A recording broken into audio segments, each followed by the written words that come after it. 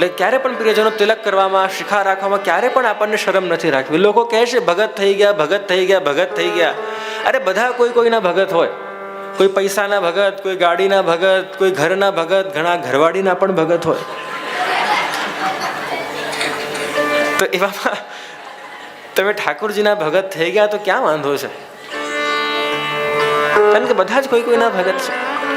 એટલે પ્રત્યેક વૈષ્ણવને પોતાના ધાર્મિક ચિહ્નો ધારણ કરવામાં હંમેશા એક પ્રકારનું આત્મસન્માન અને આત્મગૌરવ રાખવું છે કે હા, આ મારા મહાપ્રભુજી છે, હા, આ મારા શ્રી ગુસાઈજી છે. અને કારણ કે એમણે આજ્ઞા કરી છે એટલે એ મારું પરમ કર્તવ્ય છે કે કાંઈ પણ થઈ જાય પણ હું એમની આજ્ઞાનું કદી એને ઓળંગીશ નહીં. અને એવા શ્રી ગુસાઈજીએ ખબર પડી છે કે ભાઈ મારી એક સેવક છે કે જેના લગ્ન આવા અવૈષ્ણવના ઘરમાં થયા છે. એટલા માટે ચાચા હરિવંશજીને આપશ્રીએ મોકલ્યા. ચાચાજી, આપ જાઓ લાહોર અને આ જે વહુ છે એના ઘરે જાઓ અને બધા જે ઘરના લોકો સદસ્યો છે એ બધાથી આપ સત્સંગ કરો, વાતચીત કરો અને બધાને પ્રયાસ કરો કે બધા વૈષ્ણવ થાય તો જેનાથી આજે મારા વહુ, મારા જે સેવક છે જે કષ્ટ પાઈ રહ્યા છે એ ન પાય. ચાચા હરિવંશજી શ્રી ગુસાઈજીની આજ્ઞા માની અને ત્યાં જઈને જે સમસ્ત પરિવાર હતો બધાને મનાવ્યા છે અને બધાને સારી સારી વાતો સમજાવી શ્રીનાથજીની, શ્રી મહાપ્રભુજીની, શ્રી ગુસાઈજીની. અને એટલો બધો પ્રભાવ ચાચા હરિવંશજી આખા પરિવાર ઉપર નાખ્યો કે ત્યાં ને ત્યાં આખો જે પરિવાર હતો વૈષ્ણવ થયો અને બધાએ બ્રહ્મ સંબંધ લીધો. તો આવા પ્રિયજનો, આવા વૈષ્ણવ આપણા ત્યાં થઈ ગયા કે જે પોતાની વૈષ્ણવતાનું ગૌરવ રાખતા હતા. જો આપણા ત્યાં ભગવદીઓ ગાઈ ગયા, આ માર્ગ છે શૂરાનો, નહીં કાયરનું કામ રે. પુષ્ટિ માર્ગ પ્રિયજનો એ શૂરવીરોનો માર્ગ છે. જેને નાના મોટા ગ્રહોથી ડર લાગતું હોય, અરે મારું શનિ નબળું છે ને મારું ગુરુ નબળું છે ને મારું રાહુ નબળું છે, મારા ઉપર ગુરુ ભારી છે અને શનિ ભારી છે અને ફલાના ભારી છે. અરે બધામાંથી કોઈ ભારી હોય એ આપણા શ્રીનાથજી છે. કે હંમેશા એક ભક્તના હાથમાં કોઈ પણ દોરા કે ધાગા કે વીંટી હોય જ નહીં. કારણ કે કોઈના ઉપર ભરોસો એક શ્રી વલ્લભ કો કરનો, આશરો તો એક જ શ્રી વલ્લભનો રાખજો. આપણે ત્યાં પણ ગવાયું છે. આશ્રય રાખવું છે, ભરોસો કરવો છે તો એકમાત્ર શ્રી વલ્લભાધીશનો.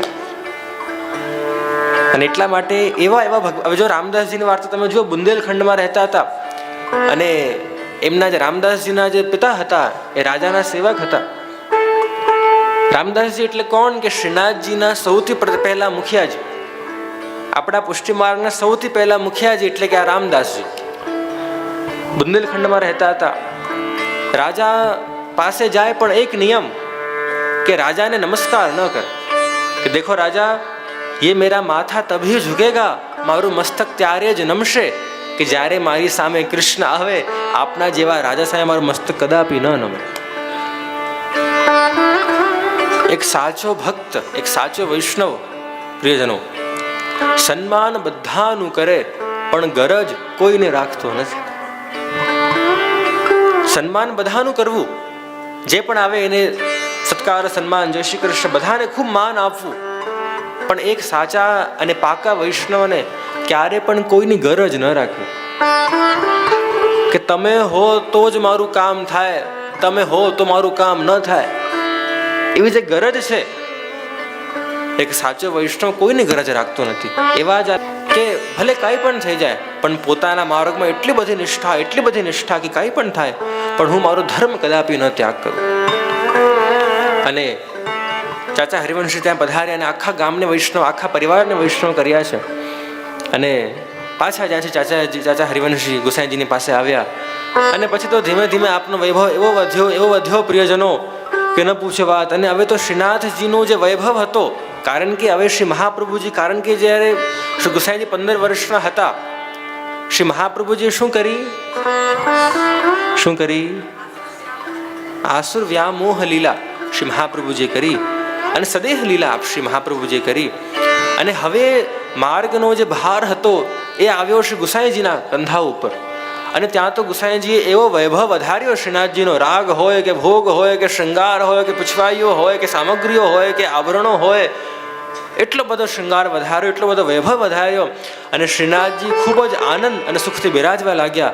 અને આનું દર્શન કરતા અમારા ભગવદીઓ ગાય છે કે વાકે અંબોડે શ્રીનાથજીને સુંદર શ્યામ સ્વરૂપ, શ્રી વલ્લભ સુત સેવા કરે એવા શ્રી ગોકુળનાથ.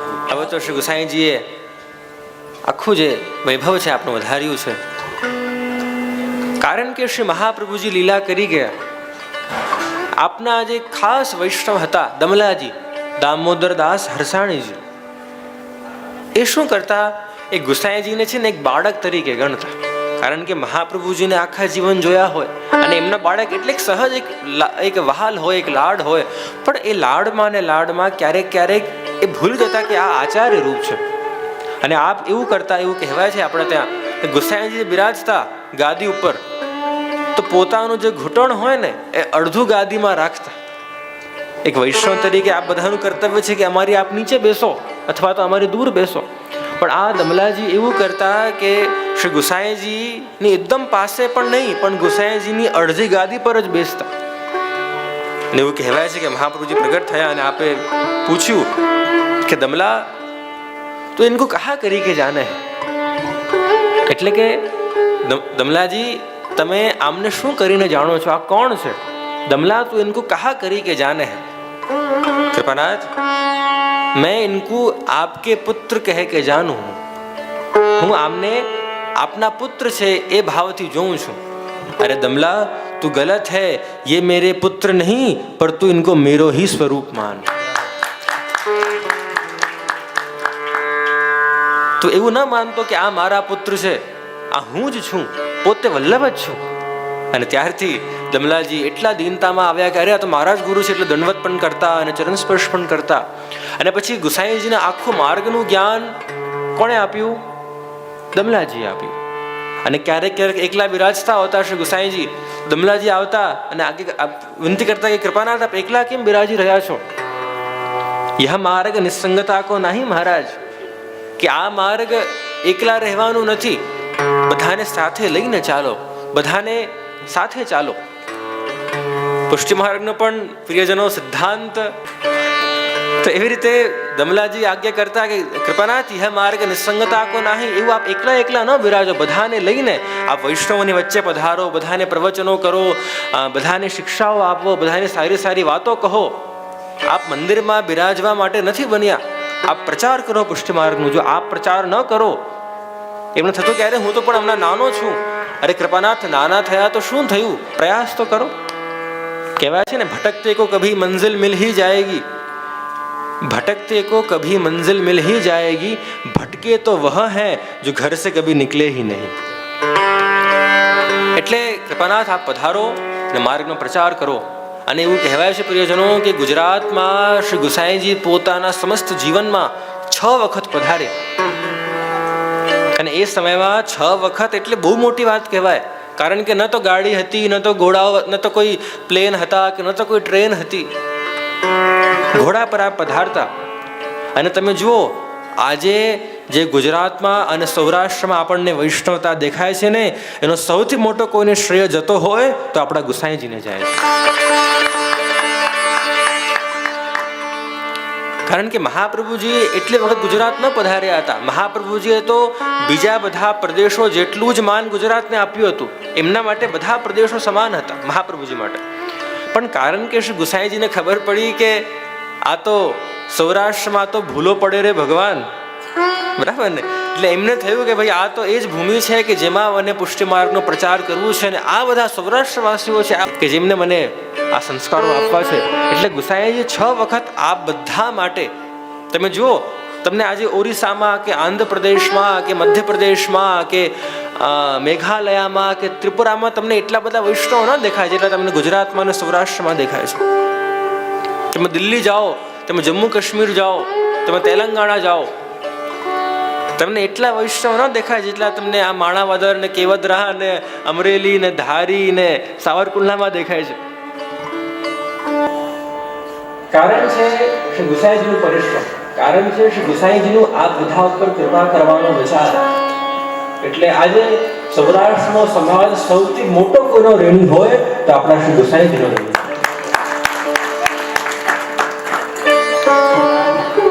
અને એવી રીતે 6 વખત આપ શ્રી ગુજરાત પધાર્યા છે અને ધીમે ધીમે આપે પોતાનું જે મુકામ હતું એ પણ કાશી કર્યું અને ચરણાળ બિરાજ્યા અને અડીલ પણ બિરાજ્યા આપશ્રી.